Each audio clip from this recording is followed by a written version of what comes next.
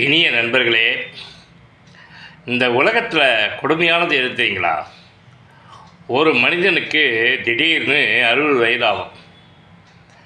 60 வயது ஆன முன்னே முடிஞ்சிடும். அவனை சீனியர் சிட்டிசன்னு சொல்லி என்ன பண்ணுவாங்க, கவர்மெண்ட்டு, ப்ரைவேட்டு, எங்களை மாதிரி சினிமா துறை எல்லா இடத்துலையும் என்ன பண்ணுவாங்க, சார் நீங்கள் ரிட்டையர் ஆகிட்டீங்க, நீங்கள் போக சார் அப்படிம்பாங்க. ஓய்வு எடுங்க சார்பாங்க.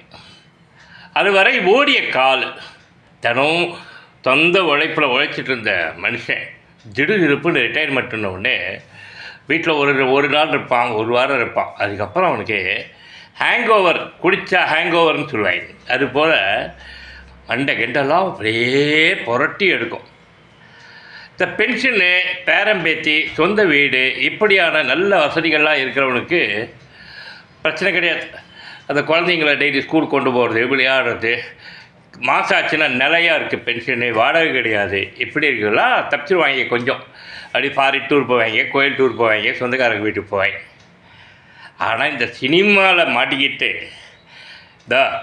உங்கள் முன்னாடி பேசிகிட்டு இருக்கேனே, என்ன மாதிரியான ஆட்கள்லாம் 60 வயது தாண்டி 61ஆம் வயசை போகிறப்போ பென்ஷன் கிடையாது, சொந்த வீடு கிடையாது, சேமிப்பு சுத்தமாகவே இல்லை. ஏற்கனவே அவன் ஒவ்வொரு மாதமும் செத்து வாழ்ந்தவன், புரட்டுவான், உழைப்பான், அந்த மாதத்தை ஓட்டுவான், ஜெயிக்கவும் இல்லை.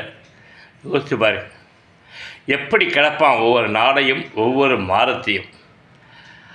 சரி, இதை சொல்வதற்கா இந்த வீடியோன்னு கேட்டிங்கன்னா, இது மட்டும் இல்லைங்க, நிறைய இளைஞர்கள் இறந்து போகிறாங்கல்ல, அதுபோல் இந்த மாதிரி பென்ஷனே இல்லாதவங்க, ஒன்றுமே புரியாத வாழ்க்கை வளராங்க பாருங்கள். அவர்களுக்கெல்லாம் நீங்கள் அனைவரும் கூட்டு பிரார்த்தனை செய்து, அவர்களெல்லாம் 60 வயதை தொடும்போது, இந்த மாதிரியான நிலையை தொடும்போது, இறைவா அவங்களெல்லாம் வாழ வச்சு கொடுமைப்படுத்தாத, அவர்களுக்கெல்லாம் மரணங்கிற டிக்கெட்டை கொடுத்துறேன்னு சொல்லிட்டு ஒரு கூட்டு பிரார்த்தனை செய்யுங்கிறேன்.